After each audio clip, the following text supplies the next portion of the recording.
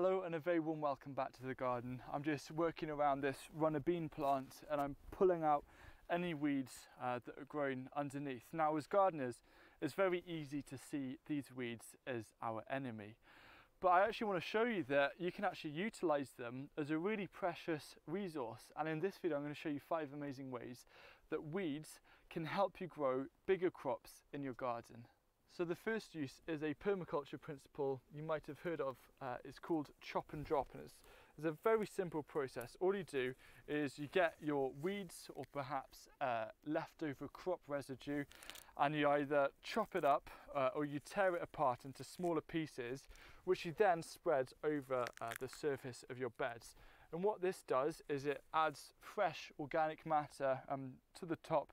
It's really going to help the microbes within the soil, so it's going to improve soil health. And rather than going into all of the effort of putting these weeds onto your compost bin, what you're actually doing is saving you that time and that effort and waiting for things to break down. You're just applying it directly to the surface of your bed. And it's one of the methods that I use when I'm actually putting beds to sleep at the end of the season. Now, if you live in a place that's quite slug prone, like where I am, what you want to do is just make sure that you always just apply quite a light covering of mulch over the top, because anything too thick could provide some habitat for slugs to hide under. Now, there's actually another method of chop and drop called chop, move and drop. So chop, move and drop is a really useful technique if you're relatively good at keeping your beds clear of weeds and you're wanting to add a bit of extra material into your growing space. So what I'm doing here is I've got all of these nettles and I'm just going to be chopping them up nice and fine.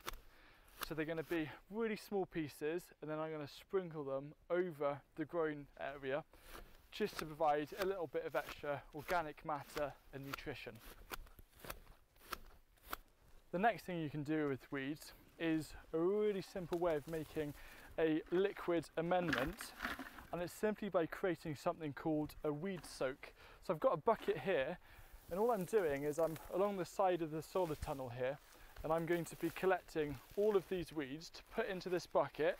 I'm just going to kind of scrunch them up a little bit and soak them with water. I've packed this bucket quite loosely with plant material, and I'm just going to cut it up ever so slightly, just so it sits down a bit more, like that. Now, the next thing you want to do for a weed soak is fill a bucket of your weeds with water. Now, you can either do this with something like a big rain barrel. I know a lot of people who will just put in a ton of nettles and cover it with water, and what happens with that is that over time all of the nutrients seep out of the nettles into the water, which you can then water your plants. Now, I've tried and follow inspiration from Korean natural farming, and one of the ways that you can make this even better is to inoculate it with some microbiology. Now, they recommend using stuff like leaf mould, but what I'm going to do is use a bit of this wood chip, put a couple of handfuls in like that, and I'm going to fill it up. And then the final thing is, when this is all nice and full, I'm just going to put a lid over the top, and I'm actually going to leave this for around 2 to 3 months.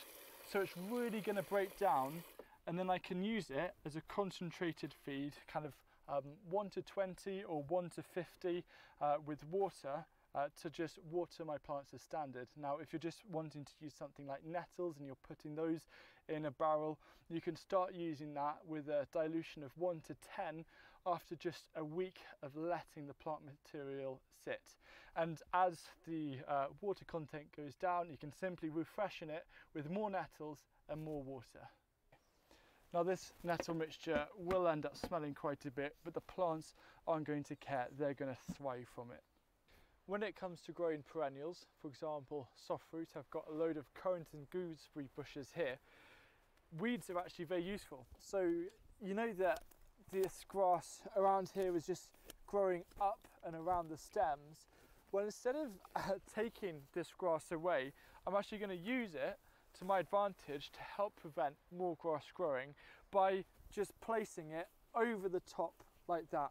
And if you can put enough grass on top, so it's like a nice thick mat layer, and leave a bit of space away from the stem for the stem to breathe, what it's going to do is, as it breaks down, it's going to create quite a nice mat or carpet, which is going to make it more difficult for the grass underneath to grow through.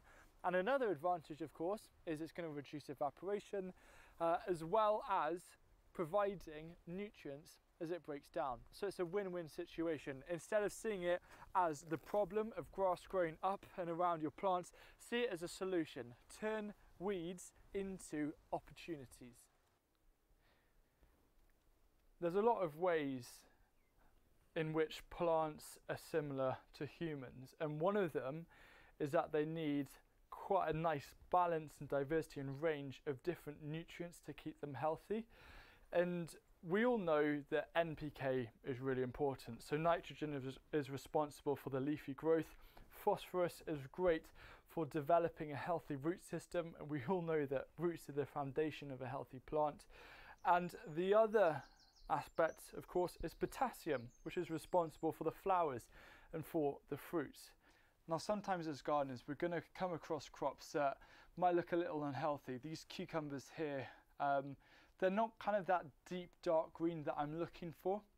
And so what you can use is a really simple technique using organic brown sugar to create a fermented plant juice. And all these are concentrated liquid plant available amendments that we can make using crops that have, or plants and weeds that have specific minerals that we want. So if we have a plant deficiency, for example, a lack of phosphorus, and we can see that because sometimes the leaves at the bottom turn a bit purple, we can use dandelions, which contain a decent amount of phosphorus, to create a fermented plant juice that we're then going to drench and feed our plants with, either as a liquid feed for an instant boost of minerals and nutrients, or just as we water them, create a little bit of a habit of just adding those extra bits of goodness.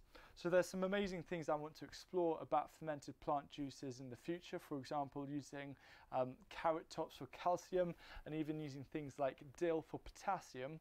But right now, if you want to find out more, and if you want to use perhaps the most amazing weed possible, which is nettles, which is what I'm watering these cucumbers with at the moment, then I really do recommend you check out this video here, because it's a ton to learn, but it's really very much going to offer huge potential for your gardening. And because these are shelf stable, you can create them this year to use next year. I think all of you knew that compost would make this list of 5, but in truth, even though compost is quite a simple thing that we forever talk about as gardeners, it is amazing. If you think of it, it's one of the 2 or 3 fundamentals of a healthy garden. And if you've got nothing else to do, then by all means prioritize making as much compost as possible, because honestly, compost can make the difference between a thriving garden versus a garden that is struggling. Now for me, I like to use a method of composting called lazy composting, and really there's only one rule you need to follow, and that is that you need to add as many different things as possible into a compost bin. So don't just put in, say, a load of nettles, put in a load of different weeds, put in all of your crop residues, put in things like newspaper, cardboard, as many different things as you can find, because the more elements that are put into it, the more balanced your final compost is going to be. Now the other thing with creating your own compost is you just want to get into a bit of a habit where you set yourself a goal or a challenge of every single day add a bit more to your compost pile, so it's always going to be gradually building up. Once you've finished up covering one of your piles, just put some cardboard over the top and leave it for about 8 to 12 months. And when it's doing that, it's a great opportunity to actually plant out your spare squash plants, any that are left over, so you can get an extra crop in the same area and make it more productive. So those are the 5 main uses that I have for weeds in this garden to help me grow bigger crops. And I think wherever possible, if there is a resource there and it's free, we can very much utilize it to help us increase the productivity of the garden.